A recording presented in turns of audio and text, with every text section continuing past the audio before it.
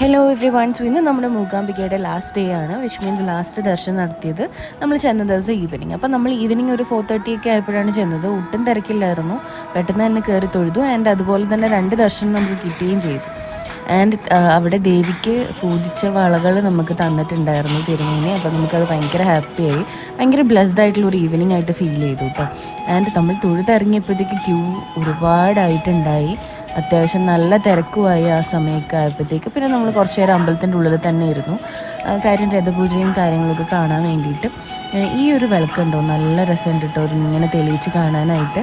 അപ്പോൾ പ്രാർത്ഥന മോളാണെന്നുണ്ടെങ്കിൽ full time ഓട്ടമായിരുന്നു, ഒരിടത്ത് ഇങ്ങനെ അടങ്ങി നിൽക്കുന്നുണ്ടായിരുന്നില്ല. അങ്ങനെ ഒന്നും മാനേജ് ചെയ്യാൻ പറ്റാണ്ടായപ്പോൾ ഞാൻ അമ്പലത്തിൻ്റെ പുറത്തോട്ട് ഇറങ്ങി, കീശുക്കുട്ടനുമായിട്ട് പുറത്തോട്ട് ഇറങ്ങിയിട്ടുണ്ടായിരുന്നു. ആൻഡ് അവർ രണ്ടുപേരും പുറത്തൊക്കെ അങ്ങോട്ടും ഇങ്ങോട്ടും ഒന്ന് ഫ്രീ ആയിട്ട് നടത്തിച്ചതിന് ശേഷം പിന്നെ ഞാൻ അകത്ത് കയറുമായിരുന്നു. അകത്ത് കയറി പിന്നെ കുറച്ച് നേരം അവർ രണ്ടുപേരും അമ്പലത്തിൻ്റെ നടയിലിരുന്ന് കളിച്ചു. പക്ഷേ അത് കുറച്ച് നേരം തന്നെ ഉണ്ടായിരുന്നുള്ളൂ. അതിനുശേഷം രണ്ടുപേരും പെട്ടെന്ന് തന്നെ ഓടിക്കളി തുടങ്ങിയിട്ടുണ്ടായിരുന്നു അമ്പലത്തിൻ്റെ ചുറ്റും.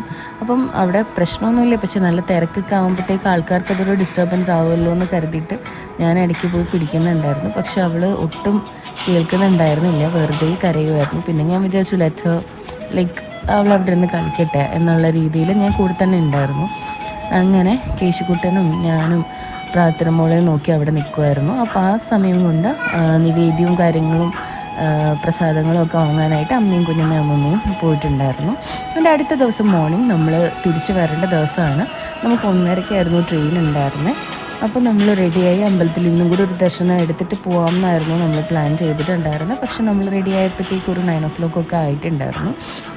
അങ്ങനെ നമ്മൾ റെഡിയായി പുറത്തോട്ട് ഇറങ്ങിയപ്പോൾ തന്നെ നമുക്ക് മനസ്സിലായി ഇന്ന് അത്യാവശ്യം നല്ല തിരക്കുണ്ട്, ബിക്കോസ് അത്യാവശ്യം നല്ല റഷ് ഉണ്ടായിരുന്നു. അങ്ങനെ നമ്മളെല്ലാവരും അമ്പലത്തിൻ്റെ നടയിൽ ചെന്നിട്ടുണ്ടായി. ചെരുപ്പൊക്കെ കൊടുത്ത് കയറാൻ വേണ്ടി പോയപ്പോൾ തന്നെ കണ്ടു നല്ല ക്യൂ ആയിട്ടുണ്ടായിരുന്നു. നമുക്ക് തലേദിവസത്തെ പോലെ ആയിരുന്നില്ല, ഒട്ടും നമുക്ക് കയറിയാലും എപ്പോൾ നമുക്ക് ഇറങ്ങാൻ പറ്റും എന്നുള്ളത് ഒരു ഐഡിയ ഉണ്ടായിരുന്നില്ല. ബിക്കോസ് അത്യാവശ്യം ലോങ് ടേം തന്നെ പെട്ടെന്ന് കയറ്റുന്നത് കുറവാണ്. പൂജയും കാര്യങ്ങൾക്കൊക്കെ കൂടുതലും അടച്ചിടുകയും ചെയ്യും. അപ്പം മോർണിംഗ് ടൈം ആയതുകൊണ്ട് നമുക്ക് അങ്ങനെ ഒരു പേടിയും ഉണ്ടായിരുന്നു. സോ ഒരു റിസ്ക് എടുക്കാൻ പറ്റാത്തതുകൊണ്ട് നമ്മൾ പുറത്തുനിന്ന് തൊഴുത് ആ സമയത്താണ് രഥപൂജ നടന്നത്. അപ്പോൾ ഞാൻ വിചാരിച്ചു ഇന്നലെയും രഥപൂജ കാണാനായിട്ട് പറ്റിയിട്ടുണ്ടായിരുന്നില്ല, സോ അതൊന്ന് കണ്ടിട്ട് പോകാം എന്നുള്ളത്. പക്ഷെ അപ്പോഴും പ്രാർത്ഥന അത്യാവശ്യം കോപ്പറേറ്റീവ് ആയിരുന്നില്ല ഇപ്രാവശ്യം. ആൻഡ് അങ്ങനെ ആ ഒരു ടൈമിൽ ആ പൂജ സ്റ്റാർട്ട് ചെയ്തിട്ടുണ്ടായിരുന്നേ, ദേവീനെ കൊണ്ടുവന്ന് രഥത്തിൽ ഇരുത്തുന്നത്. അപ്പം അത് കാണാനുള്ള എക്സൈറ്റ്മെൻറ്റിൽ നമ്മളവിടെ നിൽക്കുമായിരുന്നു.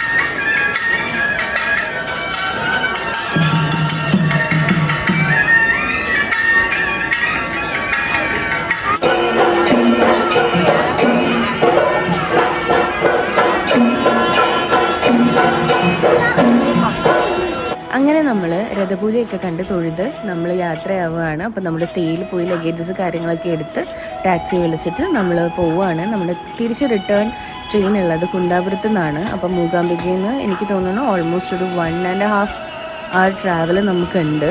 അപ്പം നമ്മൾ അവിടെ എത്തി. അപ്പോൾ അവിടെ എത്തിയപ്പോഴാണ് നമ്മൾ അറിയുന്നത് ട്രെയിൻ ഒരു 3.5-4 മണിക്കൂർ ലേറ്റാണെന്നുള്ളത്.